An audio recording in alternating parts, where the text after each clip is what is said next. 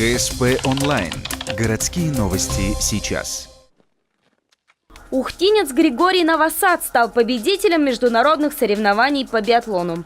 Местный спортсмен выступал в спринте на 7,5 километров среди юношей до 19 лет.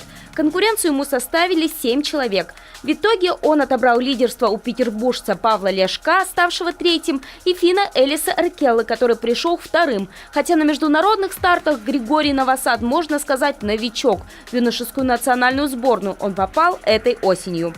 Я состою в сборной России, в юношеской команде числюсь. Вот. Туда поехал, просто вызвали на сбор. Конечно, уровень совсем другой, подготовка трассы совсем другая, стрельбище тоже совсем другое. Не как у нас, тут в Ухте тренируемся 6 установок, все 30, уровень чувствуется, конечно. Подготовка трассы, на улице плюс 8, а снег лежит. Этот самый заготовленный снег стал для Григория победным. Теперь в копилке медалей у него трофей высшей пробы с кубка Кантиалахте. Но расслабляться рано. В конце декабря у ухтинца новые старты. В Уфе он поучаствует во всероссийских соревнованиях на призы Павла Ямалеева.